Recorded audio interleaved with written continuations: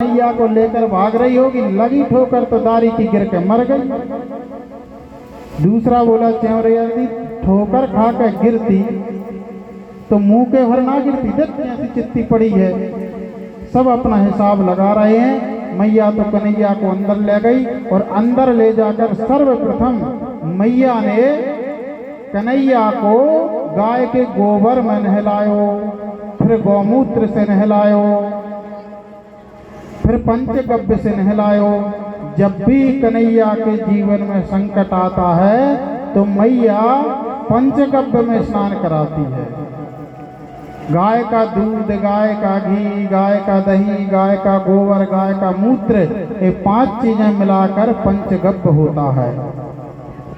तो जब भी लल्ला पर कोई भी संकट आता तो मैया पंचगव्य में स्नान कराती और फिर भगवान के नाम से भगवान को ही झाड़ा लगा रही है। इंद्रियाणि ऋषिकेशः प्राण नारायणो बतु सोयित दीपतिश्चित्तम मनो योगेश्वरो बतु। हे ऋषिकेश भगवान मेरे लाला की इंद्रियों की रक्षा करना।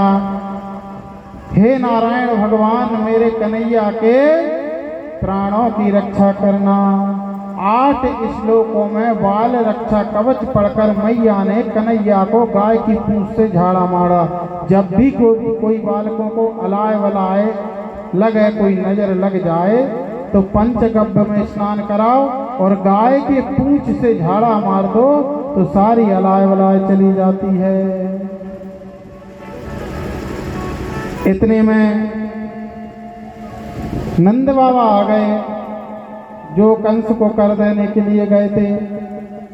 नंद बाबा ने आकर देखा और ब्रजवासियों से कहा, ब्रजवासियों ने कहा बाबा तुम तो चले गए मथुरा, पर यहाँ पर पूतना आ गई। नंद बाबा बोले अब समझ गए हो, वसुदेव नंबर 1 को ज्योतिषी है, नंबर 1 को ज्योतिषी है। वहां ने पहले ही बता दी थी कि बाबा गोकुल में कुछ उत्पात होवे वारो है, देख हम ना आ पाए और हमसे पहले पूतना आ गई।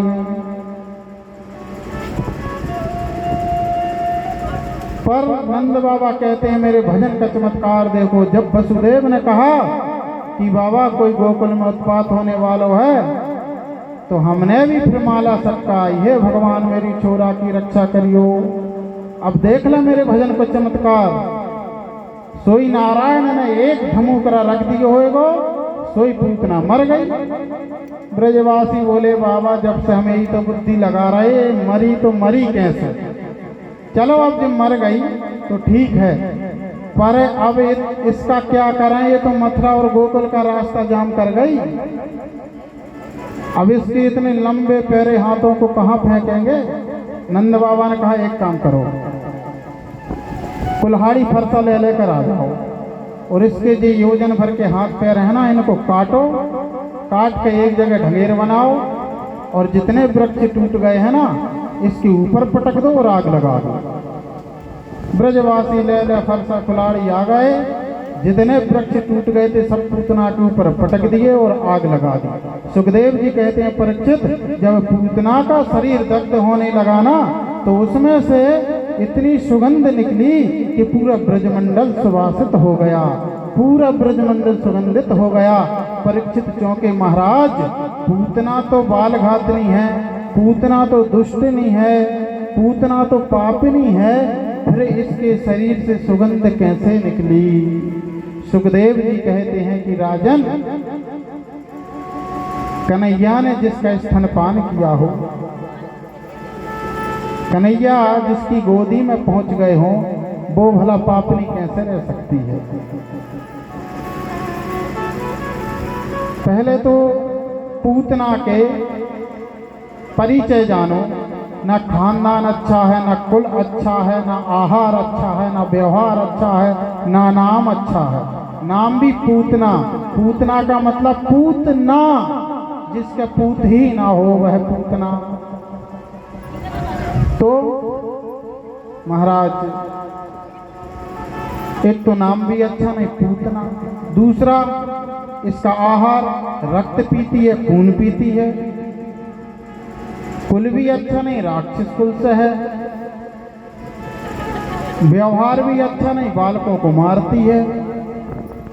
कहीं से भी एक भी सद्गुण पूतना में नहीं, पर फिर भी भगवान ने उसको माँ की गति प्रदान की। जो कन्हैया अपनी माँ को गति देंगे ना, वो पूतना को पहले ही दे दी। क्यों? क्योंकि क्रोधी के स्वभाव में क्रोध भरा होता है, भगवान के स्वभाव में